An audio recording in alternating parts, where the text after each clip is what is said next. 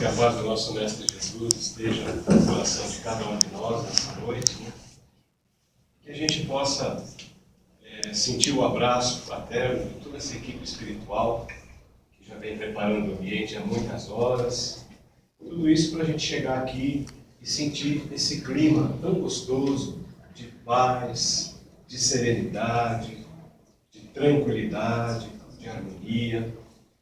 E eu sempre, nos encontros que eu tenho, né, eu sempre procuro tentar ajudar, né, nesse ambiente, nessa harmonização, iniciando com uma música, né? E hoje eu trouxe para a gente começar uma música, já que todos nós estamos aprendendo o Evangelho de Jesus, tentando praticá-lo, né? Que não é muito fácil, mas a gente está tentando.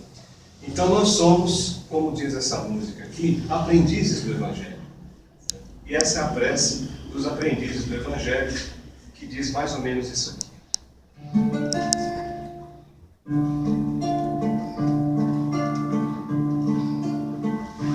Pai Celeste, Criador, fonte eterna de bondade, auxilia-nos, Senhor, a conquistar a verdade, abençoa o nosso esforço para o teu reino atingir. Dá-nos, Pai, a luz que aclara os caminhos do porvir. És a glória deste mundo, és a paz e a esperança, és a luz que não se apaga, és o amor que não se cansa. Dá-nos força para sermos os arautos do teu amor, testemunhos verdadeiros do Evangelho Redentor, testemunhos verdadeiros do Evangelho Redentor.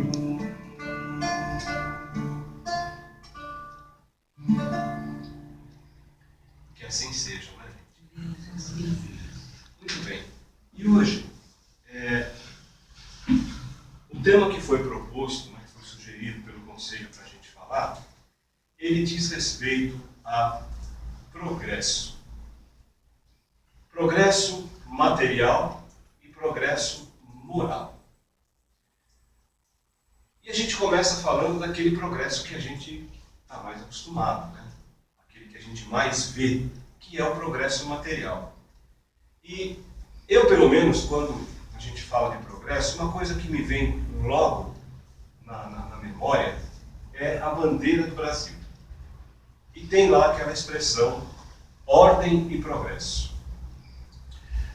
Esse aí é o lema da República Federativa do Brasil desde a sua formação. E essa expressão, só para a gente poder falar um pouquinho de progresso material, essa expressão ela é uma forma abreviada do lema de um movimento criado por um francês lá no século XIX, chamado Auguste Comte, um movimento que se chamava positivismo. O Auguste Comte, ele criou essa frase assim: o amor por princípio, a ordem por base e o progresso por fim. E essa expressão foi colocada na nossa bandeira porque muitas pessoas que estavam envolvidas naquele movimento da proclamação da República do Brasil eram seguidores desse positivismo de Auguste Comte.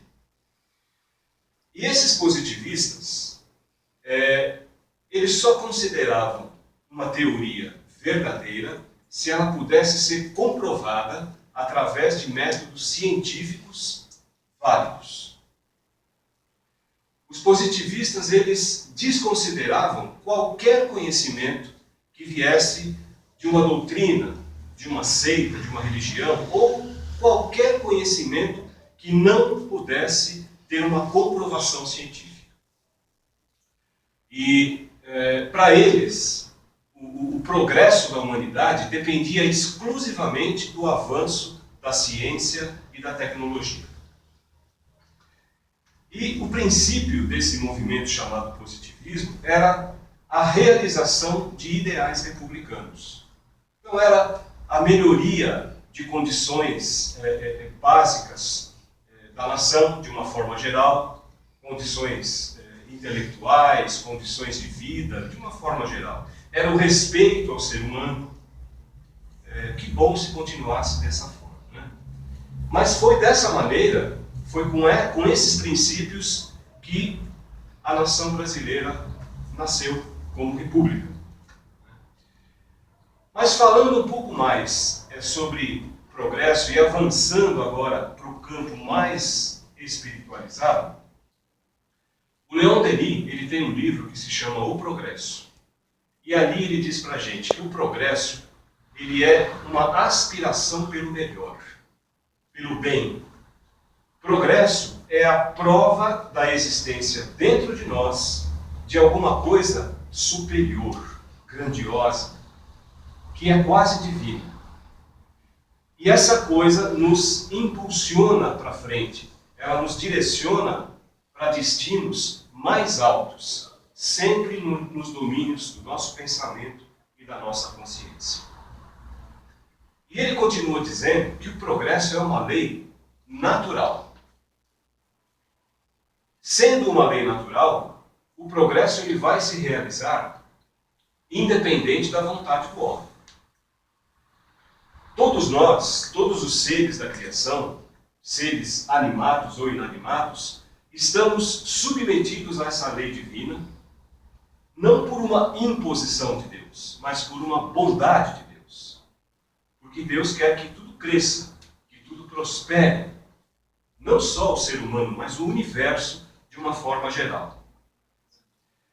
E a doutrina espírita vai um pouco mais além ainda. Segundo o Espiritismo, o princípio do progresso ele abrange a ideia de um aperfeiçoamento, de uma felicidade pura, eterna. O Espiritismo diz para nós que o progresso é um processo que o espírito realiza para chegar à sua perfeição, para chegar a esta felicidade que a gente tanto quer, que a gente tanto deseja, que a gente tanto pede. E como disse o Leon Denis, progresso é uma lei natural que acontece desde que o universo é o universo, desde que o ser humano está aqui. Começou de uma forma lenta, bem devagarzinho, mas foi avançando, foi se acelerando, e no último século, o homem ele teve um avanço tecnológico e científico fora do normal, formidável. O homem saiu de milênios de atraso para, em poucas décadas, conseguir transformar a vida na Terra, o dia a dia do ser humano. Hoje, por exemplo, a gente consegue conhecer, visitar as partes mais distantes, mais ínfimas do universo. Fazemos isso sem nem sair do lugar. Isso foi possível. Começou com aquelas viagens espaciais, né, que romperam as nossas fronteiras naturais, levando o ser humano a lugares que ele nunca imaginou que ele ia chegar. Começou uma disputa, né, entre duas grandes potências do mundo, que ficou conhecida como a Guerra Fria, lá no final dos anos 50, início dos anos 60, uma disputa pelo poder, pela hegemonia do mundo, por dois modelos econômicos e sociais da época, que eram os Estados Unidos e a União Soviética. União Soviética saiu na frente, foi quem lançou os primeiros foguetes para o espaço, mas foram os americanos que pisaram na Lua primeiro. E esse avanço, essa conquista, trouxe para o ser humano, para o dia a dia do ser humano, uma revolução em termos de utensílios, em termos de tecnologia. Muitas coisas, muitas tecnologias usadas pelos astronautas naquele tempo foram desenvolvidas e acabaram se tornando utensílios domésticos para a gente. Um exemplo muito comum disso é o forno micro-ondas, que nasceu daquelas pesquisas, daquelas utilidades, depois foi industrializado em larga escala, vendido em larga escala, assim como uma série de outros utensílios, de outros aparelhos que a gente vê hoje na nossa mão, à nossa disposição. E nessa época começaram a acontecer também, em todas as partes do mundo, algumas revoluções sociais, por conta desse avanço tecnológico. Uma dessas revoluções foi a agilidade que a dona de casa ganhou utilizando-se desses aparelhos. A dona de casa conseguiu finalmente sair da frente do fogão e da frente do tanque, pôde ter uma vida profissional fora da sua casa e ser ao lado do homem uma nova organizadora, uma nova mantenedora do lar. E dentro de casa, ela continuou utilizando esses aparelhos para a sua facilidade, para o seu dia a dia. Essa revolução da mulher, ela fez nascer uma nova sociedade no mundo, num período aí, vamos colocar, de menos de 60 anos, no máximo 60 anos, para a gente ver como que as coisas foram se acelerando. Mas o maior avanço que a gente teve nesse último século, nessas últimas décadas, foi essa tecnologia da informação. Lá no século XIX, para a gente mandar informação de um lugar para outro, a gente usava apenas as cartas, em alguns momentos até pombo-correio. Mas, em menos de um século, surgiu o telégrafo, surgiu o telefone, a máquina de escrever, a indústria gráfica avançou e conseguiu fazer com que o armazenamento das informações fosse aumentado de uma maneira assustadora. Ainda era no papel, nas pastas, nos arquivos, mas mesmo assim foi um avanço formidável. E com a chegada dos primeiros computadores, então, essa velocidade de comunicação, essa capacidade de armazenamento de dados, de informações, ela atingiu níveis que a gente nunca poderia imaginar. Aí veio o fax, a internet, o e-mail, que tomaram conta do nosso mundo em questão de 10 anos, uma década, podemos dizer. Hoje, a gente consegue ter o mundo inteiro na palma da nossa mão, usando um aparelho celular. Só como exemplo, gente, eu trabalho na área de tecnologia, na área de informática, como a gente falava antigamente, desde 1980. Então estamos falando aí de 3 décadas e meia, mais ou menos. E eu me lembro que lá no começo, a empresa onde eu trabalhava, tinha uma sala que chamava-se o CPD, Centro de Processamento de Dados. E nessa sala, que dava mais ou menos umas 2 ou 3 salas iguais a essa, só a CPU daquele computador era um aparelho que tinha mais ou menos uns 3 metros de comprimento, mais ou menos dessa altura assim, 1 metro, 1,20 m de largura. Só a CPU. Fora aquilo que a gente chamava de periférico, unidades de disco, impressoras, aquelas unidades de fita magnética que a gente via nos filmes rolando. Eu trabalhei muito com aquilo lá. Hoje, esse celular que a gente tem na nossa mão, ele tem uma capacidade de armazenamento e de processamento, não sei nem quantas vezes maior do que aquela mesona grande que era aquela CPU. Então, é um fato que essa tecnologia mudou totalmente o conhecimento, a capacidade de informação do homem moderno. Mas, por outro lado, esse avanço, esse progresso material, começa também a trazer problemas para a gente em outras áreas.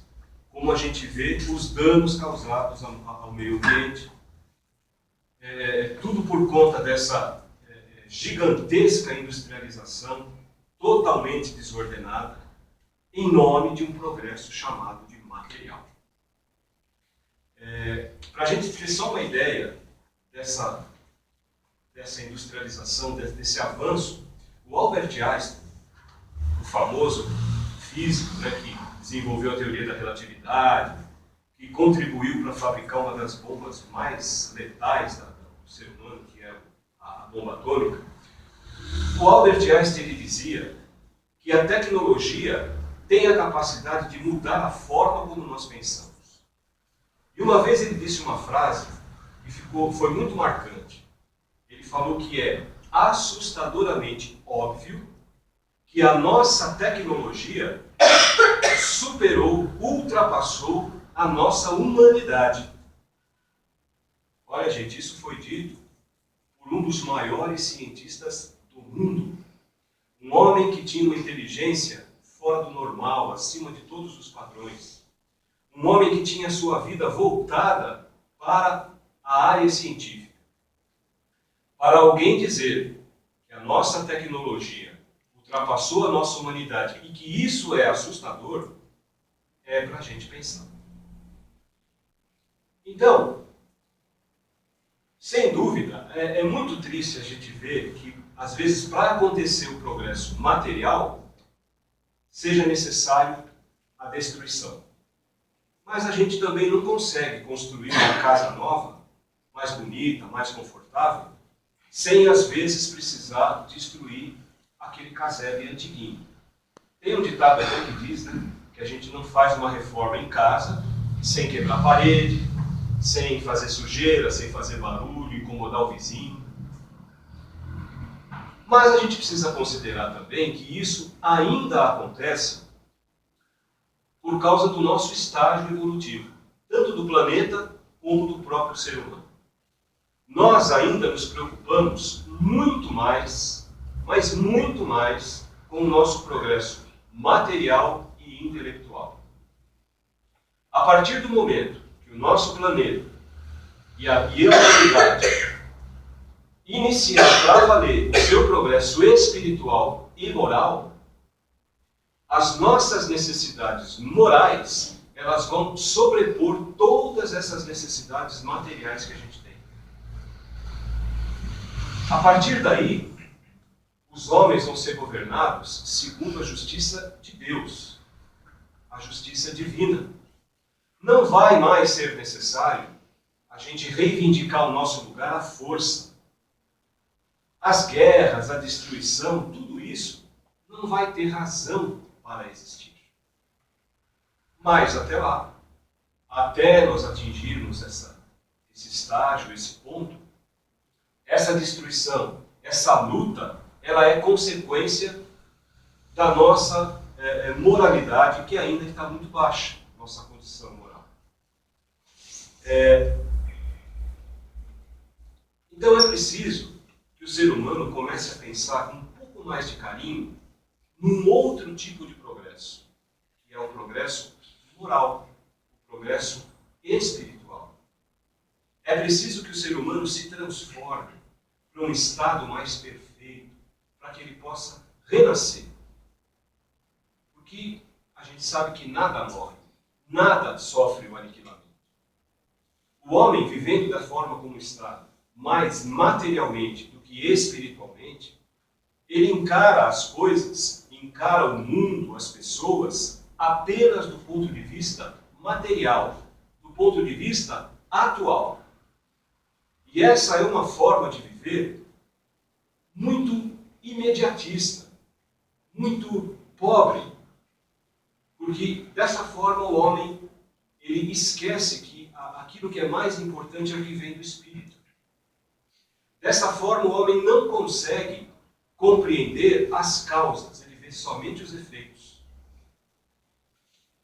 E o Espiritismo, quando ele ensina para a gente a participação do elemento espiritual em todas as coisas do mundo, ele abre os nossos horizontes e ele muda bastante o curso dessas ideias. O Espiritismo vem abrir para a gente a era do progresso moral e espiritual. Por quê? A doutrina espírita procura despertar no ser humano o aperfeiçoamento das suas próprias imperfeições, levando esse indivíduo a ter uma vida mais criadora, mais feliz, mais honesta, uma vida mais viva, podemos dizer. O espírita, quando ele estuda profundamente o Evangelho de Jesus e a doutrina de uma forma geral, ele compreende com um pouco mais de facilidade que a distância que o separa da felicidade, essa felicidade que a gente tanto quer, ele entende que a distância entre ele e a felicidade ela fica muito mais curta se ele traçar uma linha reta. É daí que precisa vir, né, o nosso esforço para ter uma retidão de caráter. E é essa retidão de caráter que vai facilitar, que vai permitir que a gente alcance a nossa felicidade um pouco mais rápido. Pelo menos um pouco mais rápido. O que o espírita não precisa fazer, não tem nenhuma necessidade de fazer, é aquele esforço apenas aparente de santidade, de angelitude. Isso não há necessidade. Há necessidade de se reformar, de se melhorar, de progredir moralmente. Não que os espíritas sejam melhores do que os outros, sejam mais perfeitos do que os nossos outros irmãos que frequentam outras doutrinas. Não é isso. Mas, se nós estamos numa casa espírita, falando de espiritismo, falando do caminho que o espiritismo nos propõe e nos propondo a estudá-lo, a gente precisa prestar atenção nesses pontos. É fundamental. O Livro dos Espíritos nos ajuda um pouquinho em algumas questões aqui a respeito de progresso. Na questão número 779, a pergunta é assim: o homem, ele possui em si a força de progredir, ou o progresso não é senão o produto de um ensinamento? A resposta é assim: o homem se desenvolve ele mesmo naturalmente. Mas nem todos progridem ao mesmo tempo e da mesma forma. É então que os mais avançados ajudam o progresso dos outros pelo contato social. Importante, né? Porque nós não vivemos isolados. Nós estamos sempre junto de alguém, seja família, seja amigos, colegas de trabalho, seja o que for. Na questão 785, ele pergunta: qual é o maior obstáculo ao progresso? O orgulho e o egoísmo. Principalmente ao progresso moral, porque o progresso intelectual caminha sempre. Bate com o que Leon Denis disse para a gente, que o progresso é uma lei natural e ele vai acontecer independente da nossa vontade. E bate também com o que o Livro dos Espíritos nos ensina em outra questão, quando quando é perguntado qual é o nosso maior defeito. E ele responde: é o egoísmo, nosso vício mais radical. A origem de todos os nossos defeitos, o defeito mais difícil da gente eliminar do nosso coração, é o egoísmo. E para terminar, ele pergunta assim: de que maneira o Espiritismo pode contribuir para o progresso? Destruindo o materialismo, fazendo os homens compreenderem onde está o seu verdadeiro interesse, que é no espírito. A matéria é importante, é fundamental para que a gente sobreviva neste mundo material. Precisamos desse progresso material. Mas o progresso moral e espiritual, ele deve predominar. O Mahatma Gandhi, que foi um dos maiores espíritos que já encarnou nesse planeta, né? Um homem extremamente iluminado, uma vez ele disse assim: se nós queremos progredir, nós não devemos repetir a história, mas fazer uma história nova. Ou seja, largar todos aqueles conceitos antigos, aqueles dogmas, pensarmos que o progresso material ele é importante para nós, sim, mas nós não podemos esquecer jamais do progresso moral e espiritual. Tudo isso também de acordo com o que o nosso Mestre Jesus nos ensinou e nos exemplificou acima de tudo. Jesus é um irmão nosso que tem um progresso moral tão elevado, tão avançado, que ele foi capaz de, em química, transformar a água em vinho. Na biologia, ele conseguiu nascer de uma concepção fora do normal. Na física, ele desmentiu a lei da gravidade quando ele caminhou sobre as águas. Na economia, ele simplesmente desprezou a matemática quando ele alimentou 5.000 pessoas com apenas 5 peixes e 2 pães. E ele ainda fez sobrar 12 cestos cheios. Na medicina, ele curou todos os tipos de enfermos, todos os tipos de doença, sem administrar uma única dose de medicamento. Esse nosso irmão, ele é o princípio e o fim. A nossa história é contada antes e depois dele. Na Bíblia, que é o livro sagrado, diz que ninguém chega até o Pai se não for por seu intermédio. E ele nos deu todos esses exemplos. Era um homem que ele não tinha nenhum servo, mas ele era chamado de Senhor. Não tinha um conhecimento de escola, não tinha uma formação de escola, mas ele era chamado de mestre. Ele não tinha exército nenhum, mas os reis daquela época o temiam.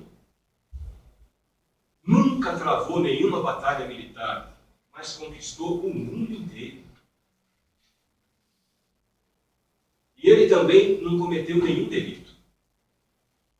Mas ele foi condenado, ele foi crucificado, e o seu corpo pereceu. O seu corpo físico foi enterrado numa tumba. Mas ele não. Ele vive. Ele está presente no meio de nós para continuar a nos dar esses exemplos, nos trazer essas lições. E ele mesmo falou um dia que onde houvesse 2 ou mais pessoas reunidas em seu nome, ele estaria presente. Será que ele está aqui hoje? Com certeza. E é a esse nosso irmão maior, a esse mestre dos mestres, Senhor dos senhores, considerado príncipe da paz, que a gente, em nome dele, que a gente encerra o nosso encontro de hoje, prestando a ele uma homenagem em forma de música. E essa música aqui eu tenho certeza que vocês conhecem. Vou até pedir ajuda para quem conhecer a letra, me ajudar a cantar. Que fala do nosso homem de Nazaré.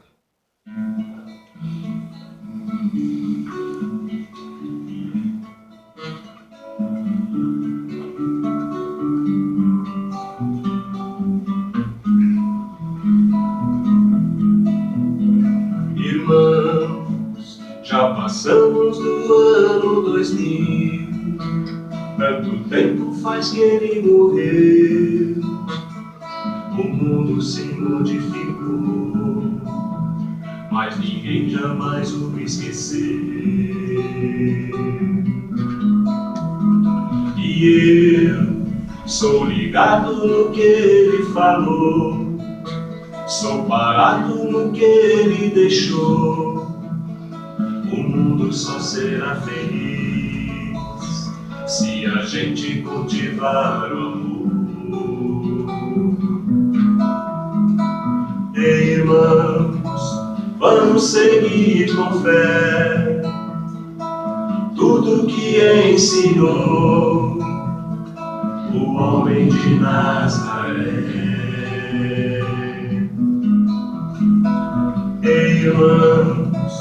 vamos seguir com fé tudo que ensinou o homem de Nazaré. Reis e rainhas que esse mundo viu, todo o povo sempre dirigiu, caminhando em busca de uma luz, sob o símbolo de sua cruz.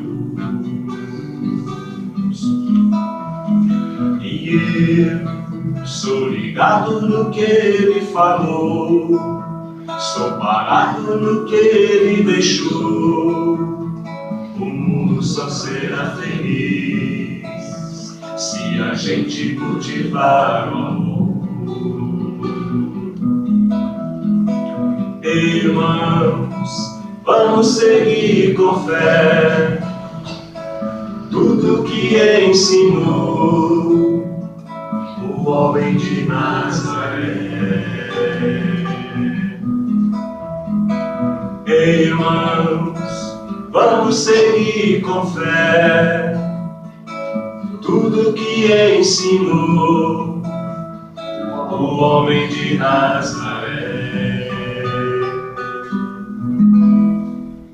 Ele era um rei, mas foi humilde o tempo inteiro. Ele foi filho de carpinteiro e nasceu em uma manjedoura. Não há jamais, muito longe de sua cidade. Não cursou nenhuma faculdade, mas na vida ele foi doutor. Ele modificou o mundo inteiro. Ele modificou o mundo inteiro. Ele revolucionou o mundo inteiro. Irmãos, vamos seguir com fé tudo que ensinou o homem de Nazaré. Irmãos, vamos seguir com fé tudo que ensinou o homem de Nazaré.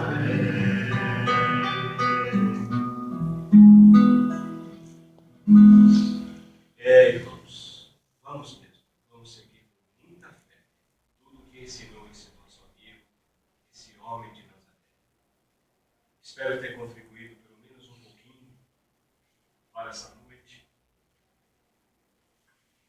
que aquilo que foi dito possa ser refletido, possa ser pensado, que a gente possa pelo menos tentar colocar em prática, porque tudo isso não sou eu que estou falando, tudo isso são coisas que estão no Evangelho de Jesus, para a gente relembrar e estudar.